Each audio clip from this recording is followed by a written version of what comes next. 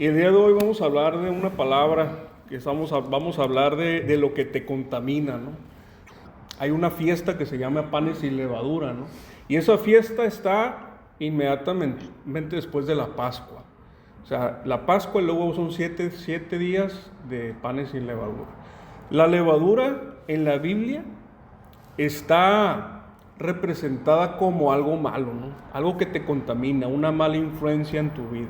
Sabemos que la levadura es algo que hace inflar la masa, ¿no? Que básicamente la fermenta.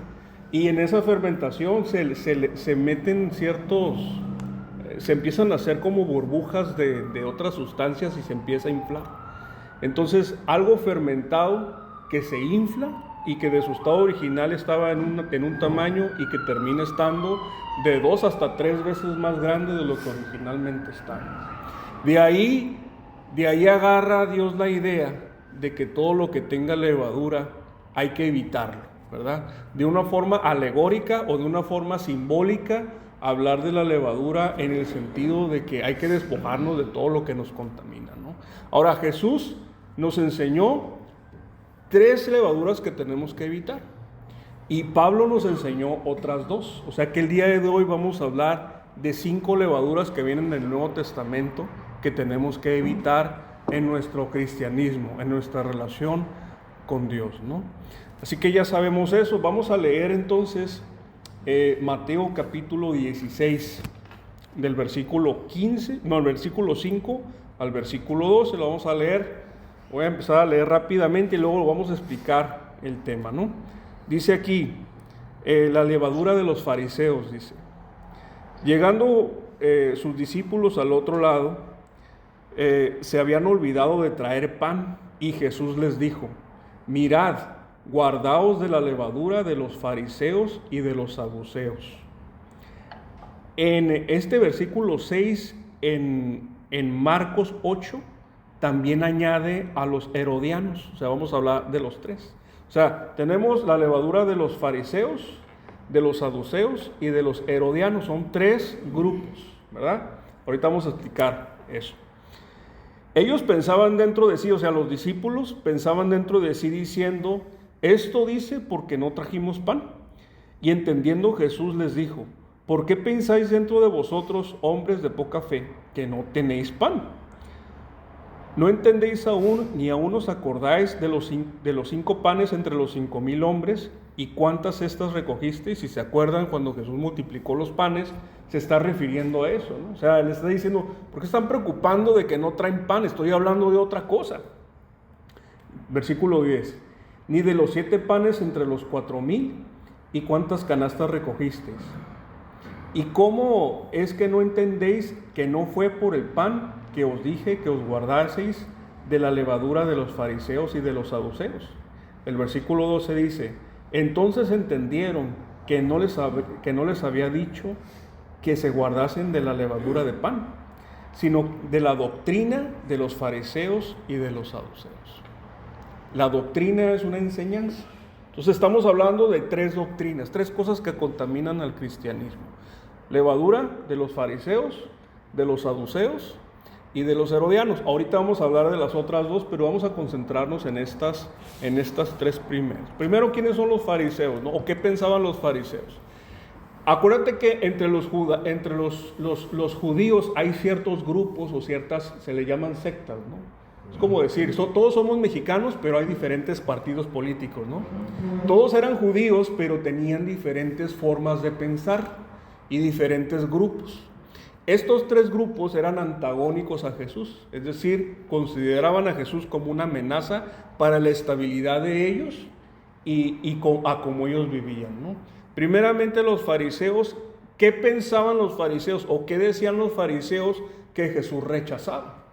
Decían ellos, los fariseos, yo le puse el título de esta levadura, son los simuladores de piedad.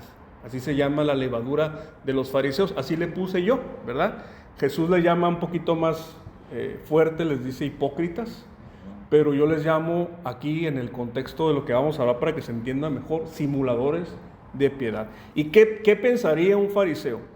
Un fariseo piensa lo siguiente, dice, siempre que cumpla lo que se espera de mí, seré aprobado aunque no lo haga de corazón.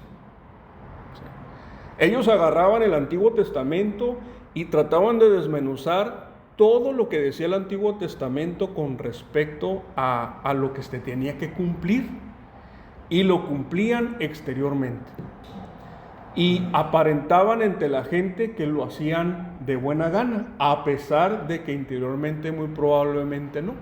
Ellos desasociaban la moralidad de lo físico, de lo que hacían. ¿Sí? O sea, no sé si alguna vez tú has hecho algo no queriendo, ¿verdad? A veces tu esposa te hace hacer cosas que no quieres hacer, ¿no? Y estás haciendo la cosa, pero moralmente quisieras estar en otro lado, pero ahí estás, ¿verdad? Todos los fariseos se obligaban a sí mismos a eso. Estaban haciendo cosas que marcaban la ley, pero su corazón estaba en otro lugar. Y mientras ellos se obligaran a hacer eso, para ellos era que estaban aprobados. Pero se estaban olvidando que el primero y segundo mandamiento dice que amarás al Señor tu Dios con todo tu corazón, con toda tu alma, con todas tus fuerzas, y a tu prójimo como a ti mismo. Entonces, si nosotros pensamos en nada más decir, ¿sabes qué? Pues lo que diga la Biblia, eso voy a hacer. Y reduces tu relación con Dios a cosas que nada más haces, te estás perdiendo de la riqueza espiritual de lo que está hablando a Jesús a nuestra vida, que es, hey, no nada más se trata de lo que hagas, no nada más se trata de cumplir, se trata de que esté también tu corazón en todo lo que hagas. Ellos reducían la relación con Dios a la práctica del legalismo y tradiciones que ellos se habían inventado y que no necesariamente estaban en la Biblia, tales como lavarás las vasijas y te lavarás las manos y un montón de cosas que no vienen en la Biblia, pero estos compas lo inventaron para verse más espirituales entre la gente, ¿verdad? Ahora, la frase que distingue a estos compas, ya vimos que el título de ellos son simuladores de piedad, pero la frase que los distingue es una fe sin amor genuino. Esa es la frase que yo lo agarré como distinción de ellos. Ellos tienen una fe sin amor genuino, es decir, todo lo ven mecánicamente, ¿verdad? ¿Sí? Pero ellos tenían una virtud que no tenían los saduceos. Ellos agarraban y todo lo que decía la Biblia, ellos lo afirmaban, tanto lo sobrenatural como lo natural, cosa que no hacían los saduceos. Y ahorita ya vamos a pasar a la segunda levadura, ¿no? La segunda levadura es la de los saduceos. La frase o el título de la levadura de ellos que yo le puse es: reducen la fe a lo que funciona. Así le puse a la levadura de los saduceos. Los saduceos, un saduceo, ¿qué diría? ¿Qué pensaría? Diría, no se requiere reconocer lo sobrenatural. De nada sirve ocuparse de lo que no se ve. Eso diría un saduceo, porque ellos negaban todo lo sobrenatural de la Biblia y se enfocaban en solamente lo práctico y lo que se ve. A lo que se puede ver. A lo que se pueda ver y lo que se puede hacer.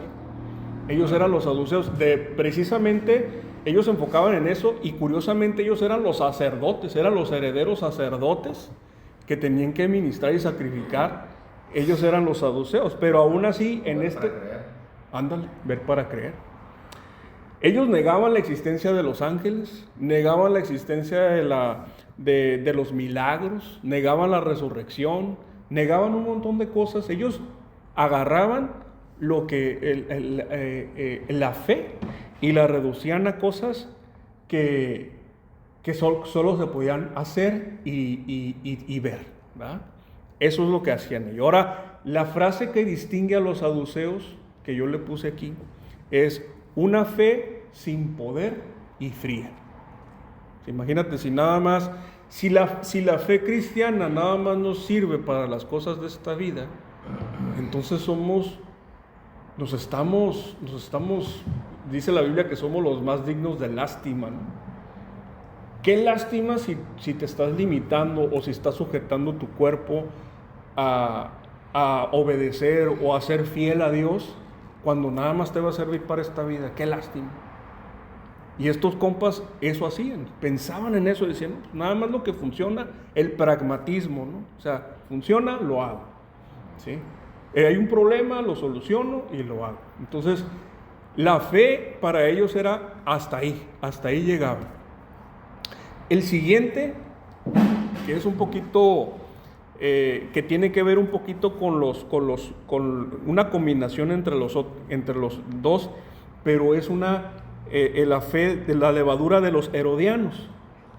Esta levadura yo le puse de título, adaptados al político en turno, así se llama, o la corriente política en turno. Acuérdate que Herodes era el gobernante en turno en el tiempo de Jesús, y los herodianos eran los porristas del político en turno, y eso es algo que no está bien que la iglesia haga.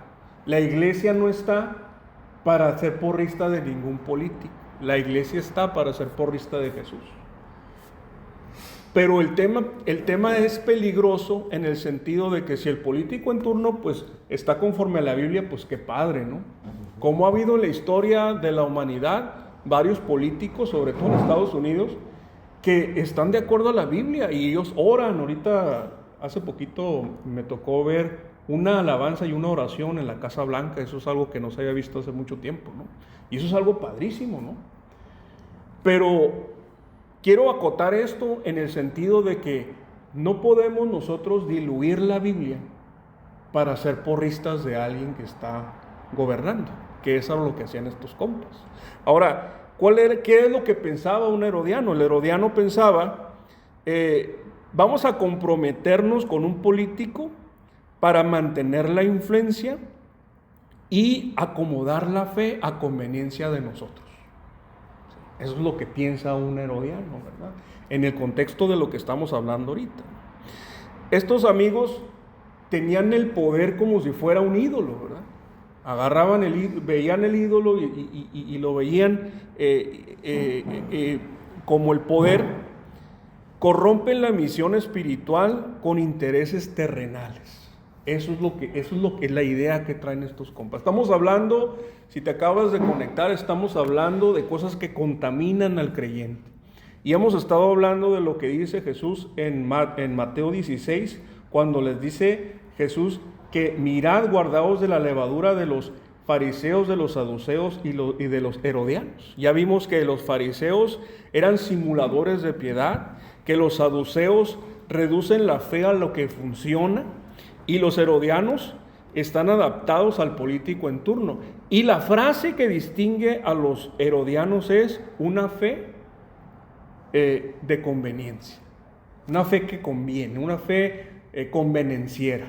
Eso es el contexto de eso. Entonces Jesús les está diciendo, hey, aguas que no te contamines con estas cosas, aguas que no pienses que tu cristianismo se reduce nada más en lo que haces.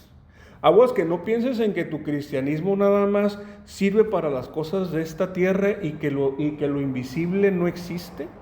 Aguas que no pienses que las corrientes políticas, no solamente hablamos de personas, sino hablamos de corrientes, de filosofías, de cosas que vemos como cultura, que domina la mente de las personas, sobre todo ahorita la mente de los jóvenes, y diluir lo que dice la Biblia para adaptarlo a las corrientes que están pasando, ¿no? Entonces esa sería una filosofía herodiana, ¿verdad?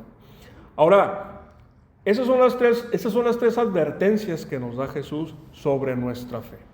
La siguiente levadura que habla la Escritura la vamos a encontrar en 1 Corintios 5. 1 Corintios 5, del 6 al 8. Fíjate, en el contexto de lo que te voy a leer, en la iglesia de Corinto había mucha inmoralidad. Había muchos grupos, ¿sí? Había mucha gente que tenía dinero y había gente que no tenía dinero.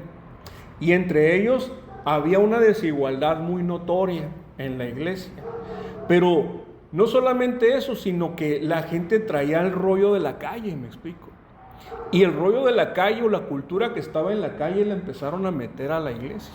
Al grado de que Este exhorto que está haciendo el apóstol Pablo lo está haciendo a raíz de que se descubrió que en la iglesia un hombre tenía la mujer de su padre. No era su madre, pero había tomado por mujer a la mujer de su padre. Entonces, la iglesia estaba tolerando eso. Y Pablo estaba haciéndoles notar que eso no estaba bien. Y en ese hacerles notar que no estaba bien, está este principio. Fíjate lo que vamos a leerlo y ahorita lo comentamos, ¿no? El versículo 6 del capítulo 5 de Primera de Corintios. No es buena vuestra jactancia. ¿No sabéis que un poco de levadura leuda toda la masa? Limpiaos pues de la vieja levadura, para que seáis nueva masa, sin levadura como sois. Porque vuestra Pascua, que es Cristo, ya fue sacrificada por nosotros. Así que celebremos la fiesta, no con la vieja levadura, ni con la levadura de malicia y de maldad, sino con panes sin levadura, de sinceridad y de verdad. Fíjate, aquí hay algo muy interesante. Primero, estamos hablando de cosas inmorales, ¿no? ¿Qué onda, Chema? Cosas que están contaminando a la iglesia. Y el título de esta levadura le puse el pecado tolerado. Cuando nosotros toleramos el pecado, estamos contaminando nuestra vida espiritual. Estamos viviendo una doble vida. Ahora, te voy a decir algo de todo mi corazón, porque un poquito más adelante habla de que no debemos de juntarnos con personas que anden en cosas que no son correctas, pero se refiere a no juntarnos con personas así que se dicen hermanos, ¿verdad? Porque ciertamente yo tengo amigos que están en proceso. De hecho, ahorita se me viene a la mente un gran amigo mío que ahorita ya está en la fe, pero cuando empezó a caminar en las cosas de Dios, me hablaba a su esposa y me decía, oye, no lo encuentro. Y yo ya sabía que mi amigo ya sabía dónde estaba, porque mi amigo tenía el mismo problema que yo, él tomaba. Pues. Entonces cuando la agarraba de 3-4 días y se perdí. Entonces me acuerdo que fui y ya sabía que él tenía un terreno y tenía una construcción ahí y lo encontré inconsciente, ahí en el terreno, en la choza que tenía él hecho. Y lo agarro y lo subimos entre su esposa y yo al carro y lo llevábamos a casa, ¿no? A que se limpiara, a que hubiera el reset, ¿no? Pero me acuerdo mucho que mi amigo iba llorando y nos iba pidiendo perdón. Le iba pidiendo perdón a Dios y nos iba pidiendo perdón a su esposa y a mí, ¿no? Más a su esposa, ¿no? Porque yo realmente estaba ahí nada más para apoyar, ¿no? Pero me marcó mucho porque se le vio el dolor. Yo vi el dolor de mi compa. Vi el dolor de no poder, de haber sido débil y caer en pecado y caer en algo, vamos a decirlo abiertamente, en algo que no es moral. O sea, perderte y tirarte 3-4 días en el alcohol no es moral, ¿verdad? No está bien visto, ¿verdad? Aunque a lo mejor hay una parte de la cultura que lo celebra, ¿no? Pero en el caso bíblico no lo es, ¿verdad? Y me impactó su dolor. Entonces, ahí fue cuando Dios a mí me enseñó algo, ¿no? Me enseñó en que, hay personas que están en proceso y hay personas que Dios los está tomando y los está llevando de las tinieblas a la luz admirable, pero tienen que tener su propio proceso, ¿verdad? Y no necesariamente cuando llega una persona a la fe, inmediatamente, ¡pum!, le quita todo lo malo, ¿no? Aquí de lo que se trata y de lo que estamos hablando es que nosotros podamos discernir, que podamos distinguir entre una persona que está disfrutando el ofender a Dios a una persona que lo está sufriendo y está tratando de salir de eso, ¿verdad? Entonces esas personas bienvenidas y a quien se puede ayudar adelante, ¿no? Pero personas que lo hacen por conveniencia o que tienen una doble vida, pues ahí tendría que tener una introspección, ¿verdad? Porque nosotros no somos jueces. La Biblia no nos manda a juzgar a nadie. Lo que sí nos dice, hey, ¿sabes qué? Pues no le andes sobando el lomo. Básicamente es lo que nos dice. No le andemos sobando el lomo a personas que dicen que tienen fe, pero que en realidad no se ve que viven en la fe. No le sobemos el lomo. Pero si hay alguien que tiene fe y anda batallando en algo, hay que hacerle el paro, hay que ayudarle. De eso es lo que está hablando aquí. Y todos hemos pasado por eso, ¿sí? Cuando yo me convertí, yo tuve recaídas. Y las recaídas me dolían, pero Dios me fue fortaleciendo y en ese fortalecimiento Dios me dio la victoria en esas partes. No, ahorita ya saben todos que estoy luchando con algo más, ¿verdad? Con algo la adicción al pan, ¿no? Pero esa adicción no es para que, fíjate bien lo que te voy a decir, porque también eso sucede, ¿no? A veces uno trata las cosas que Dios está tratando conmigo y las empiezo a compartir como si fueran ley, ¿verdad? Y veo a alguien que está comiéndose una hamburguesa o un pan, hey, estás pecando. No. Dios trata con cada persona con un traje a la medida. Dios te va a decir a ti a través de la Escritura, a través de una enseñanza, a través de lo que te tenga que decir, hey, hay que atender esto. Hay que cambiar esto, hay que hacer lo otro, ¿verdad? Pero Dios te tiene que hablar en ti en particular. Pero ¿sabes una cosa?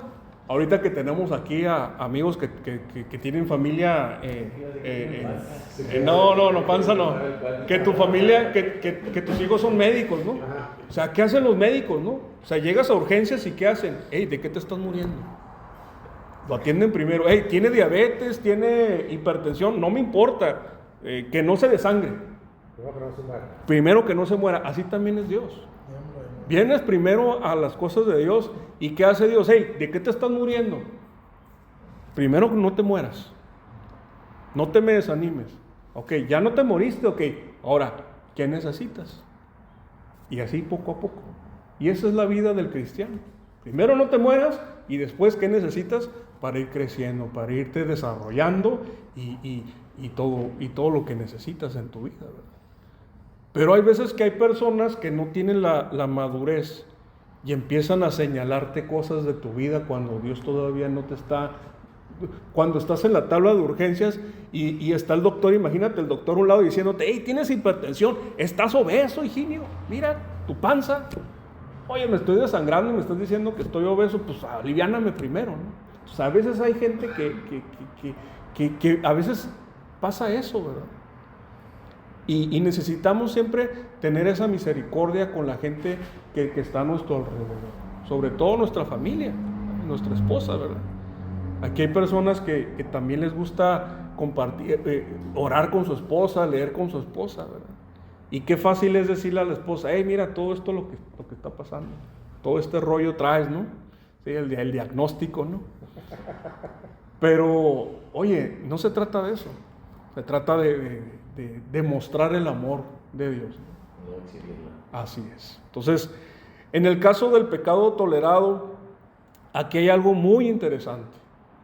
Pablo hace una referencia a la Pascua. La Pascua, para los que no se acuerden, es el momento en el que el pueblo de Israel sale de Egipto. ¿Se acuerdan? En la última señal, la última plaga era el exterminio de los primogénitos en Egipto. ¿Se acuerdan? Y para que el exterminio no cayera en la casa de los israelitas, tenían que sacrificar un cordero y poner la sangre en la puerta de la casa. Y a partir de ahí en adelante, esa sangre hacía que el ángel que iba ejecutando las órdenes de Dios se pasara de largo la casa. Por eso se llama la Pascua, porque se la pasaron de largo. Se pasó de largo la casa de los... Entonces, aquí lo interesante de esto, y por eso hice este pequeño énfasis, en que Jesús es nuestra Pascua. Jesús es el motivo por el cual nosotros podemos ser libres de toda cosa que nos ata, de toda cosa que nos contamina, de toda cosa que nos hace estar mal con Dios. Él es nuestra Pascua, Él es nuestro inicio, Él es nuestra salida del mundo o de la vida que vives ahorita. Él es la salida que necesitas para pasar al otro lado, para pasar a la tierra prometida, para caminar con Dios. Si tú quieres caminar con Dios, lo primero que necesitas es la sangre de Jesús para ti. El sacrificio de Jesús aplicado a tu vida. Eso es lo que necesitas. No puedes caminar con Dios si no tienes a Jesús. Necesitas a Jesús en tu vida. De otra forma, estás caminando huérfano. Estás caminando a la deriva, estás caminando a ciegas, estás caminando en la oscuridad si no tienes a Jesús. Porque acuérdate que a veces habemos gente que entramos al cristianismo ciegos. Pero cuando hay alguien que nos ama y nos va guiando, aunque estemos ciegos, sabemos que estamos bien. Y luego ya poco a poco vamos abriendo los ojos, ¿verdad? Entonces, esa es la idea. Es la idea que está comunicando Pablo. Y Pablo, a pesar de que tiene, fíjate, si tú entraras a la iglesia de Corinto ahorita, si existiera ahorita aquí una iglesia de Corinto, las personas dirían, chale, está bien mal esta congre, ¿no? Hay un montón de cosas mal, ¿verdad? Sin embargo, en la Escritura, el Espíritu Santo, Pablo, y se describe a una iglesia amada. Se describe a una iglesia que Dios tiene cuidado, que está llena de dones, está lleno de talentos, está lleno de cosas que Dios está haciendo ahí. Y a veces también nosotros nos podemos ver así, ¿verdad? Yo meditaba ayer precisamente y meditaba en algo que bueno, ahora sí me voy a poner vulnerable, ¿no? Meditaba en que a veces tengo el síndrome del impostor y de que en muchas cosas que hago, ¿no? En el trabajo también me pasa a veces, ¿no? ¿Por qué? Porque empiezo a ver todas las cosas que no están bien. Y digo, oye, pues si todo esto no está bien, entonces ¿qué estoy haciendo? ¿Por qué estoy haciendo esto si todo esto está mal? Y me empiezo a reflexionar en eso y a orar y todo este tema. Y Dios me conforta y me dice, cuando tú te arrepientes, es como si nacieras otra vez. Empieza todo de cero. Tu arrepentimiento es suficiente cuando tu corazón está correcto. Lo voy a volver a repetir. Tu arrepentimiento es suficiente cuando tu corazón está correcto.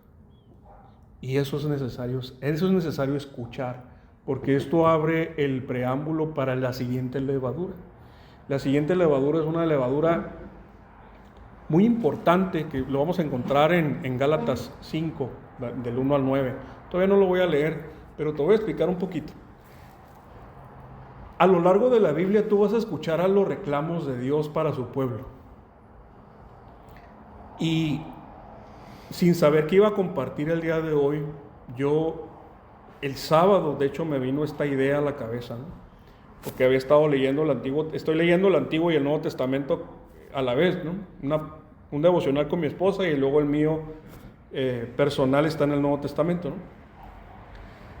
Pero yo empecé a ver en el Antiguo Testamento cómo Dios le reclama a su pueblo legítimamente.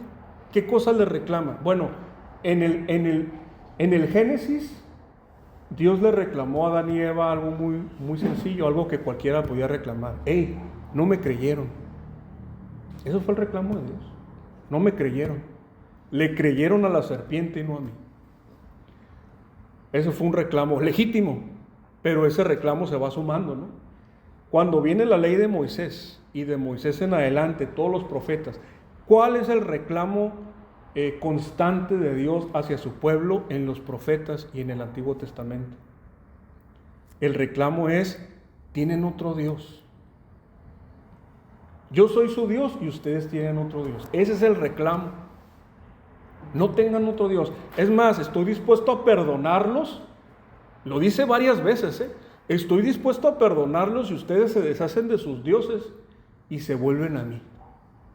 Muchas veces. Es más, el libro de Oseas lo ilustra de una forma que un hombre, la verdad, te cortocircuitea la cabeza el libro de Oseas, ¿verdad? Porque le pide al profeta que se case con una mujer prostituta y que tenga hijos con ella. Pero no solamente eso, sino que la mujer tiene hijos con otros. Y que cuando va y tiene hijos con otros, lo que le provee el esposo a la esposa, ella se lo va y se lo ofrece a sus amantes para que ellos se cobren. Y eso es el reclamo de un esposo legítimo. Ey, ¿por qué hiciste eso? Y aún en el libro de Oseas podemos ver la idea de Dios de decir, hey, si tú dejas a tus amantes y te vienes a mí y te vuelves a mí, yo te voy a perdonar. Impresionante. Para un hombre eso es impresionante. Ahora, ¿cuál es el reclamo en el Nuevo Testamento? ¿Qué dice el Nuevo Testamento de que se repite muchas veces en el Nuevo Testamento? Y te lo estoy diciendo así porque vamos a hablar de esa última levadura. No crean otro evangelio. Ese es el reclamo del Nuevo Testamento. Si crees otro evangelio, Dios se va a doler de la misma forma en como se dolía en el Antiguo Testamento de que tuvieras otros dioses. No creas otro evangelio. Para eso tendríamos que nosotros entender qué es el evangelio, que lo vimos la semana pasada con Jorge, ¿verdad? Aquí de hecho está conectado mi amigo Jorge. Nos explicaba Jorge la semana pasada el evangelio, pero me gustaría leerlo y poder darle un peso a lo que estamos hablando ahorita. Fíjate lo que dice Gálatas 5 del 1 al 9. Dice: estad pues firmes en la libertad con la que Cristo nos hizo libres, y no estéis otra vez sujetos a yugo de esclavitud. ¿A qué se refiere? Fíjate, este evangelio del cual Pablo le está regañando a los Gálatas es el siguiente evangelio. El evangelio que los Gálatas empezaron a creer es, ok, ya me convertí, ya soy cristiano, pero ahora tengo que hacer todo lo que hacen los judíos. Me tengo que circuncidar, tengo que cumplir toda la ley para que Dios me acepte, a pesar de que yo ya soy cristiano. Y Pablo no solamente está diciéndoles que eso está mal, sino que está hasta molesto. ¿Okay? Entonces, la esclavitud a la que se refiere es a la esclavitud de tener que cumplir con reglas. A eso se refiere. ¿Sí? Ahora, tú me dirás, oye, pero ¿qué no los 10 mandamientos son reglas? Yo te diría sí y no, ¿verdad? La ley moral de Dios queda vigente, pero la ley ceremonial ya fue cumplida en Jesucristo. Jesucristo hizo todo ceremonialmente. No tenemos que sacrificar, no tenemos que hacer, no tenemos que lavar, no tenemos que hacer nada. Ahora, fíjate bien lo que te voy a decir. ¿Es una regla que tú seas fiel a tu esposa? ¿Es una regla? ¿Es algo que te cuesta trabajo, que lo haces con pesadez? En general no, ¿verdad? No. ¿Por qué? Porque hay un amor, ¿verdad? Hay un amor detrás del cumplimiento de ti hacia tu esposa. Y ese es el mismo principio que nosotros tenemos con Dios. Lo que nosotros hacemos es un resultado de la relación que tenemos con Él. No es para quedar bien. Ahora, tú sabes, yo sé cómo es mi mujer, ¿verdad? Y cuando a veces hago cosas que ella sabe que yo no quiero hacer y ella quiere que lo haga de buena gana, ¿qué pasa? Oh, ya, se enojó. No, es que no lo estás haciendo porque quieres. Pero lo estoy haciendo, mija. No, es que así no. Yo quiero que tú quieras. ¿A cuántos les ha pasado eso? A mí me ha pasado. Si tu esposa se da cuenta de eso, ¿tú crees que Dios no se daría cuenta? De que andas haciendo las cosas nomás por quedar bien. La esposa es muy, muy trucha, ¿no? Fariseamente. Entonces, eso es algo a notar. Ahora, el versículo 2 dice: he aquí yo, Pablo, os digo que si os circuncidáis, de nada se aprovechará Cristo. O sea, si sigues la ley, de nada te sirve Jesús. Y otra vez testifico a todo hombre que se circuncida, que está obligado a guardar toda la ley. De Cristo os desligasteis, los que por la ley os justificáis, de la gracia habéis caído. ¿Qué quiere decir eso? Que te estás separando de Cristo cuando quieres cumplir las cosas que vienen en el Antiguo Testamento. Y has caído de la gracia. O sea, la gracia ya no es tu bandera son tus obras, lo que tú haces. Y si te quieres sostener por lo que haces, adivina qué, se te va a caer el puente, ¿sí? Pues nosotros por el Espíritu aguardamos por la fe, la esperanza y la justicia. Porque en Cristo Jesús ni la circuncisión vale algo, ni la incircuncisión, sino la fe que obra por el amor. O sea, lo que les estaba diciendo ahorita. La fe que obra por el amor. Todo lo que hagas lo haces por fe, porque el amor a Dios es lo que es el combustible de eso. Todo lo que haces por tu esposa, el servicio que le haces, el amor que le das a tu familia, a tus seres queridos, eso, el motor de eso es el amor. Y en el momento que sea algo pesado para ti, no solamente lo van a distinguir la gente que lo recibe, sino tú tampoco vas a sentir la satisfacción de estar haciéndolo. Así pasa en las relaciones.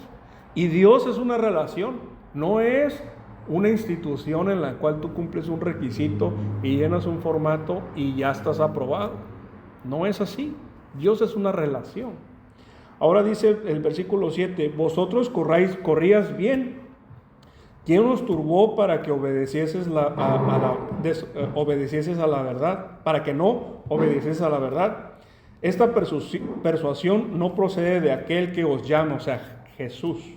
Dice, y aquí es el versículo que hila todo esto, dice: un poco de levadura leuda toda la masa. Una idea inocente de decir, hey, voy a hacer esto para ganarme el favor de... Esa idea inocente es una idea que te lleva por un camino que a Dios no le agrada. Entonces, ¿qué tienen en común todas estas levaduras? Ya más o menos a lo mejor te lo imaginas, ¿no?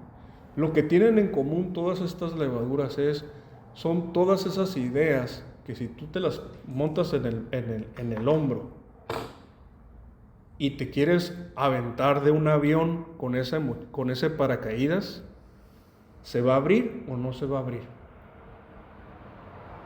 ¿Te va a salvar o no te va a salvar? Si tú agarras el paracaídas de tus obras y te lo montas y te vas a aventar del avión, ¿se va a abrir?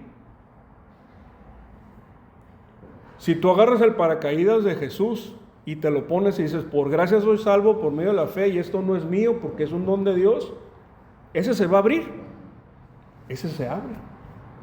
Si tú agarras el paracaídas y te lo pones y dices, voy a quedar bien con la moda política que ahorita está entre los jóvenes y voy a ser un cristiano acomodado a las corrientes de este mundo, y te subes al avión y te pones ese paracaídas, ¿se va a abrir? La respuesta es no.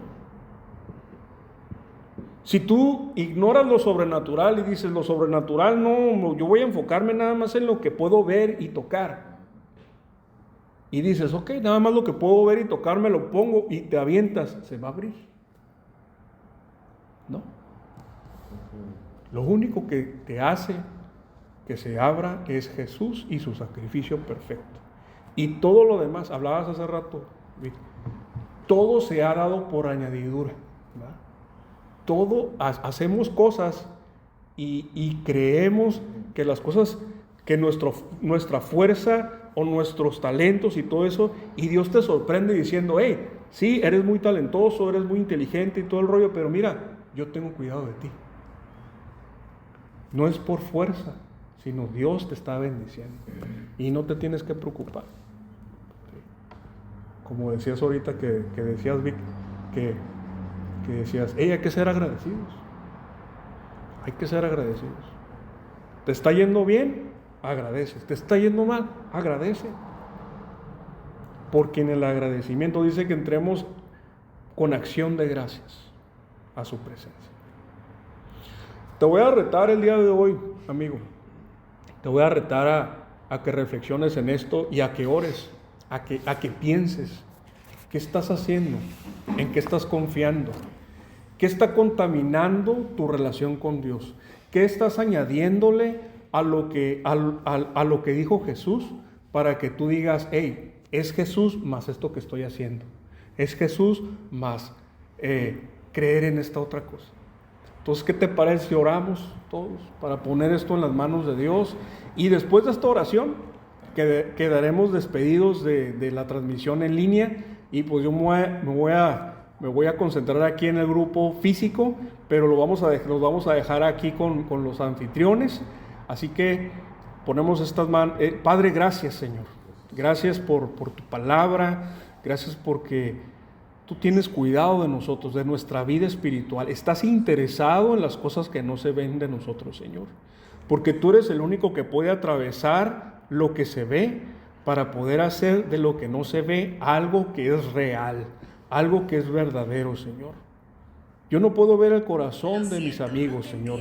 Yo no puedo ver el corazón de las personas que están conectadas, pero tú sí, Señor. Tú puedes transformar esos corazones y donde no hay algo, tú puedes producir algo.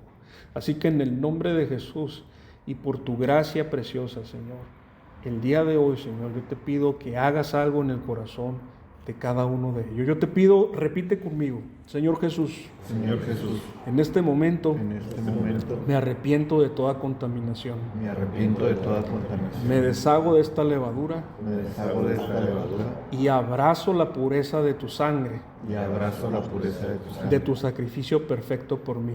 de tu sacrificio perfecto. Lávame de mis pecados, Lávame de mis pecados, recíbeme de nuevo, recíbeme de nuevo, en el nombre de Jesús. en el nombre de Jesús. Amén. Amén. Amén.